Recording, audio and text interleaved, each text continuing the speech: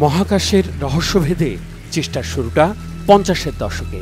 প্রযুক্তির উৎকর্ষে এর বিস্তৃতি বাড়লেও কিছু প্রশ্নের জট খোলেনি। মহাকাশে পৃথিবীর বাইরেও কি প্রাণের অস্তিত্ব আছে, বসবাসযোগ্য পরিবেশ আছে? যদিও অনেকের মতে ভিন গ্রহে প্রাণের অস্তিত্ব নিয়ে মানুষের কৌতূহল তৈরিতে মূল ভূমিকা রেখেছিল ১৭ শতকের শুরুতে গ্যালিলিওর শক্তিশালী টেলিস্কোপের আবিষ্কার। শত শত বছর ধরে অমীমাংসিত এই প্রশ্নে সমাধান তো দূরের কথা, ডালপালা মেলেছে জটিল সব রহস্য। একে পুঁজি করে লেখা হয়েছে সাহিত্য, তৈরি হয়েছে ওয়েব সিরিজ আর ফিল্ম। নানা ধারণা আর উদ্ভট তত্ত্বের সমাধান খোঁজার গবেষণায় যার কুলকিনারা মেলেনি এখনো। ভিনগ্রহে প্রাণের অস্তিত্ব নিয়ে পাল্টাপাল্টি যুক্তিতর্ক হলেও ১৪০০ বছর আগেই আল কোরআনের একাধিক সূরায় এ বিষয়ে ইঙ্গিত দেয়া হয়েছে। মহান আল্লাহ ৭ আসমানের ইঙ্গিত দিয়েছেন সূরা আল তালাকে। আকাশমণ্ডলী আর পৃথিবীর মধ্যবর্তী জায়গায় দাব্বাহ বা জীবজন্তু ছড়িয়ে দেওয়ার কথা বলেছেন সূরা আশ-শুরায়। কোরআন গবেষণা করে তাফসীরকারী অনেকেরই দাবি, পৃথিবীর বাইরে প্রাণী থাকলেও তা যে মানুষ নয় তা অনেকটাই নিশ্চিত। এক্ষেত্রে সূরা আল আরাফের উদাহরণ টেনেছেন কেউ কেউ। ধোঁয়াশাপূর্ণ আলোচনার মধ্যে এবার মার্কিন মহাকাশ গবেষণা সংস্থা নাসার জেমস ওয়েব টেলিস্কোপের এক আবিষ্কার রীতিমতো আলোড়ন ফেলে দিয়েছে।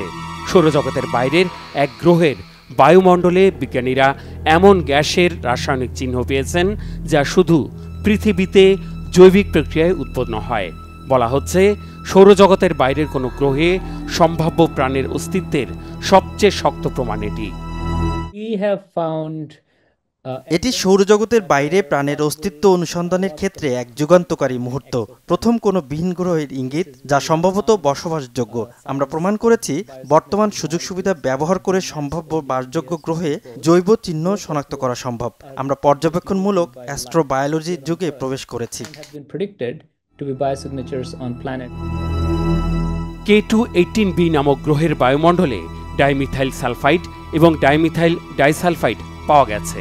মহাকাশ গবেষণা সংস্থা নাসার মতে এই দুটি গ্যাস মূলত সামুদ্রিক পরিবেশে ফাইটোপ্ল্যাঙ্কটন দ্বারা উৎপাদিত হয়, যা শুধুমাত্র জীবন প্রক্রিয়া থেকে উৎপন্ন হয়। গবেষকরা বলেছেন গ্রহটি জীবাণুতে ভরপুর হওয়ার ইঙ্গিত দিচ্ছে। একে জীবন্ত প্রাণী আবিষ্কারের ঘোষণা হিসেবে না দেখে পৃথিবীর বাইরে সম্ভাব্য প্রাণের অস্তিত্বের স্বাক্ষর হিসেবে দেখতে বলেছেন গবেষকরা। এ নিয়ে আরও পর্যবেক্ষণ প্রয়োজন আছে। এখন পর্যন্ত জেমস ওয়েব স্পেস টেলিস্কোপ থেকে প্রাপ্ত পুরনো ও নতুন সব তথ্য বিশ্লেষণ করে একমাত্র যে ব্যাখ্যাটি যুক্তিযুক্ত মনে হচ্ছে তা হল K2-18b একটি হাইসিয়ান জগৎ যা প্রাণে পরিপূর্ণ হতে পারে। মধুসূদন জানিয়েছেন, আমাদের সৌরজগতে জীবনের চিহ্ন খুঁজে পেতে বিভিন্ন চেষ্টা চলছে, যার মধ্যে মঙ্গল, শুক্র আর বিভিন্ন শীতল চন্দ্রের মতো স্থানে জীবনের অনুকূল পরিবেশের ভিন্ন ভিন্ন দাবি রয়েছে। গত বছর মেক্সিকো কংগ্রেসে মানবদেহের মতো হাজার বছরের পুরানো দুটো অতিকায় জীবাশ্ম প্রদর্শনের পর ভিন গ্রহে প্রাণের অস্তিত্ব থাকা না থাকার অমীমাংসিত বিষয় নিয়ে ৩৩ পৃষ্ঠার আনুষ্ঠানিক প্রতিবেদন প্রকাশ করে নাসা। গবেষণায় প্রায় $100 কোটি খরচ হলেও ফলাফল স্পষ্ট নয়। 16 সদস্যের গবেষণা দলের প্রধান বিল নিলসন জানিয়েছেন, তিনি ব্যক্তিগতভাবে বিশ্বাস করেন ভিন গ্রহে প্রাণের অস্তিত্ব আছে। এ নিয়ে আরও ব্যাপক পর্যবেক্ষণ দরকার, যা এখনও সম্ভব হয়নি। জেমস ওয়েব স্পেস টেলিস্কোপ 2022 সালে কার্যক্রম শুরু করে। টেলিস্কোপটি ব্যবহারে আগে পর্যবেক্ষণে K2-18b গ্রহের বায়ুমণ্ডলে মিথেন এবং কার্বন ডাই অক্সাইড শনাক্ত করেছিলেন বিজ্ঞানীরা।